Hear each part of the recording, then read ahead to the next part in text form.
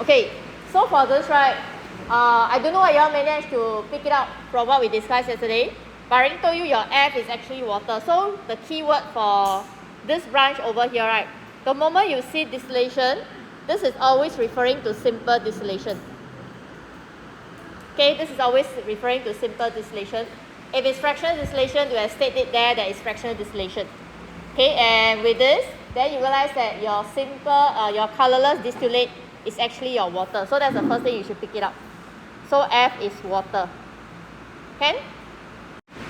Okay, so that's the first part. Then if you move on to the rest of the arrows and the flow chart, right? Okay, so in fact for this part, you realize that they told you that it's a neutralization process using a metal oxide. So the only thing you need for this part is try to figure out what is this metal you're looking at in the question. And how do you know what is the identity of this metal? You have to look at the flow chart that follows from here. Okay, so you have a blue solution. Then after that, using the blue solution, they actually carry out precipitation, okay, using your aqueous sodium hydroxide.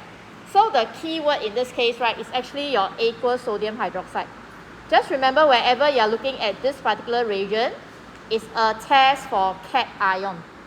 Okay, this is a test for cation, which means your positive ion. So if you know that based on this region, you're looking at the test for cation, then the next thing you need to ask yourself is, what is the color of the precipitate? Okay, so if you follow through the next arrow, you realize that this is actually a light blue precipitate. Then you go back to your worksheet 1, which is the only positive ion that gives you a light blue precipitate. Which ion is that? Check through your worksheet 1 or you check through your summary notes. Which is the only cation that ends up with a light blue precipitate? Copper what? Copper 2. Okay, so you know that this is actually your copper 2 ions that's present. So what is the identity for this precipitate? Copper 2 hydroxide. Okay, so just remember, any reaction of the metal salt solution with sodium hydroxide, you end up with the metal hydroxide as a product. So this is your copper 2 hydroxide. Okay, so this is CuOH2. Okay?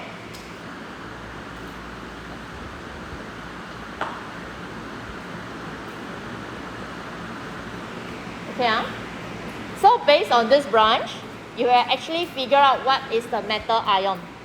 Okay, so if you have figured out what is the metal ion, this metal ion that you have identified here will go back into the above flow chart.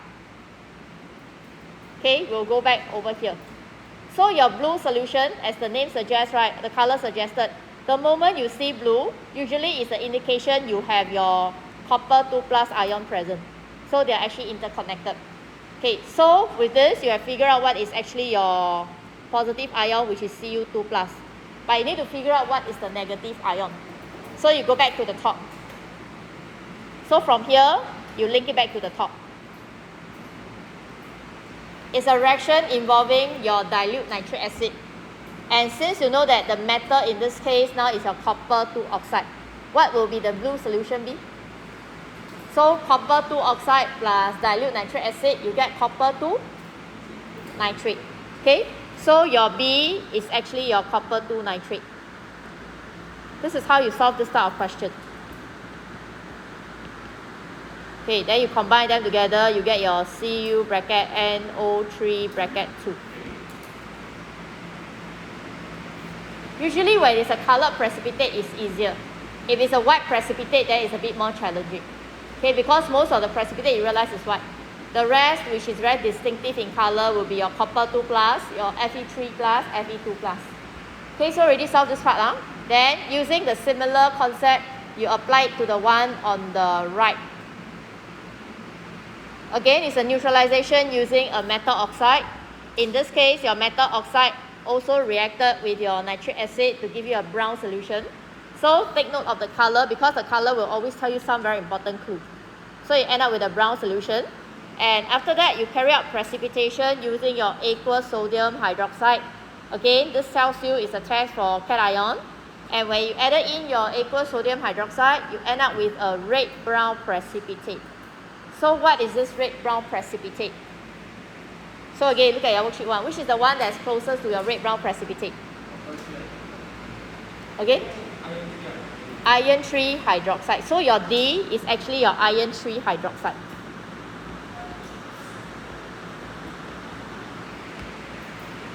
So what does this tell you? It tells you that your iron 3 plus ion is actually present in your brown solution. Okay, it's actually present in your brown solution. So usually when you see brown solution, right, and you know it's a reaction involving an acid, most of the time it's actually the presence of Fe3+. But what if this is a green solution?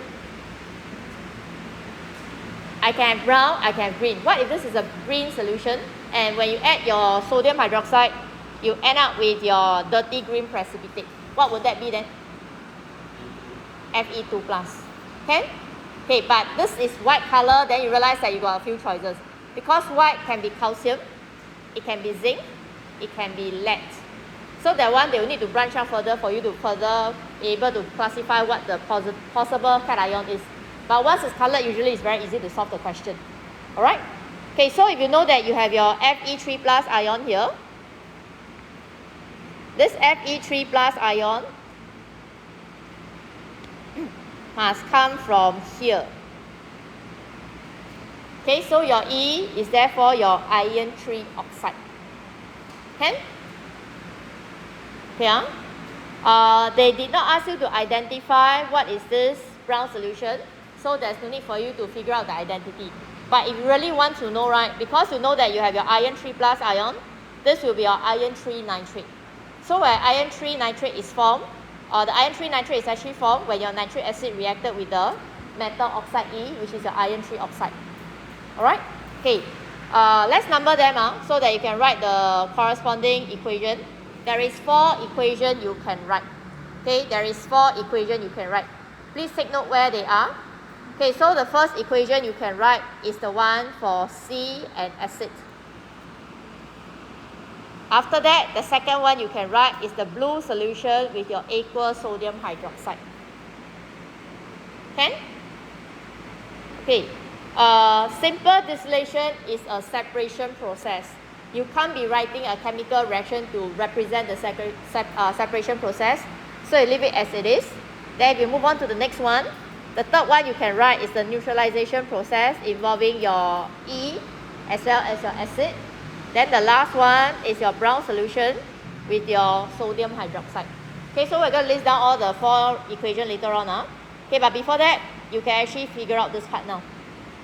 Okay, look at the way the question is phrased. So for part A, right, they ask you to suggest the identity. So the keyword here is identity. In the earlier question we did, you're supposed to name it. So when they say suggest the identity of the substance, you can either use the chemical formula or the chemical name.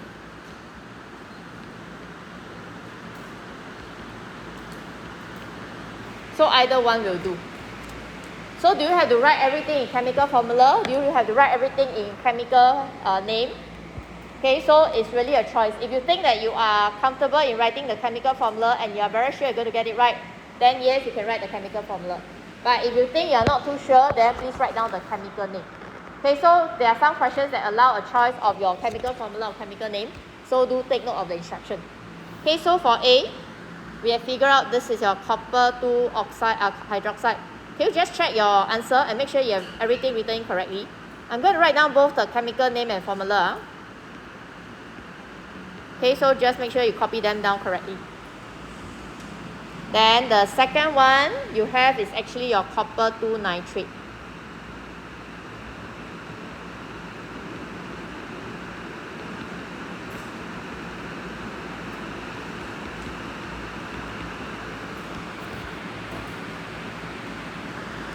C is copper 2 oxide.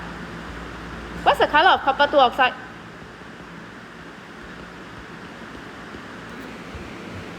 Because I can choose not to tell you it's a metal oxide, I'll say a black solid. Copper 2 oxide is a black solid. Okay, so you must remember, some of this common color you must remember. This is a black solid. So if they want to be more tricky, right, they'll say it's a reaction with a black solid, you end up with a blue solution. So this one very clear cut is copper 2 oxide. Okay, and that's probably the only black solid you learn in your syllabus. Then for your D, this is your iron 3 hydroxide.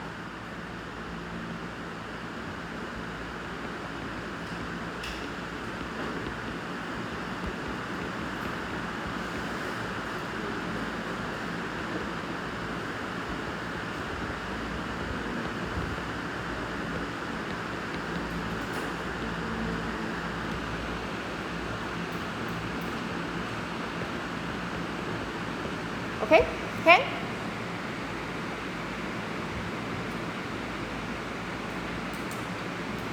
I hope by now you also realize if you have actually named the substance wrongly here, right, your chemical equation also wrong because your product is wrong. Then how? Do you lose the mark for the chemical equation then? Okay, actually you don't. As long as your reaction makes sense. Meaning, let's say you have identified this as an iron 2 hydroxide instead of an iron 3 hydroxide, right? Then when you construct your equation, if you decided to use this example, they will still give you the error carry forward mark with reference back to your answer in part A. But if you leave this blank, then you come up with a product that is nonsensical, then you realize that you get 0. Okay, so these are things you always have to be aware of.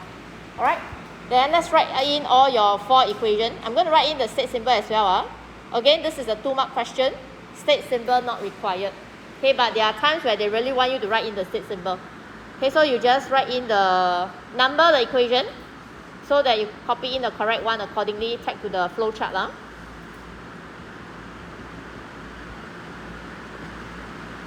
what is the thing above the... Oh, here. Okay, so what I did is I actually underlined the unknown that you were trying to solve earlier. So this is the label for the unknown. Yeah, so your C is actually your copper 2 oxide. This is how I say you have to tag to your answer above. So you decided that let's say you did not recognize correctly that your C is copper 2 oxide. You recognize this as calcium oxide. But the rest of the equation and everything else is correct. You get the 2 marks for error carry forward. So they only deduct once in your part A. Okay, so I've actually I've actually included the label for the unknowns and then the product so that you see what I was trying to tell you about it. Okay? So it's error carry forward, provided you have labeled your part A correctly. Just a reminder, if you are asked to write state symbol, do not write it below the formula, do not write it above the formula, do not use your caret sign. If you forget, means you have to cancel the whole thing and rewrite. They would not mark the state symbol if it's not written next to the formula. Okay, so these are things you need to take note of. Okay?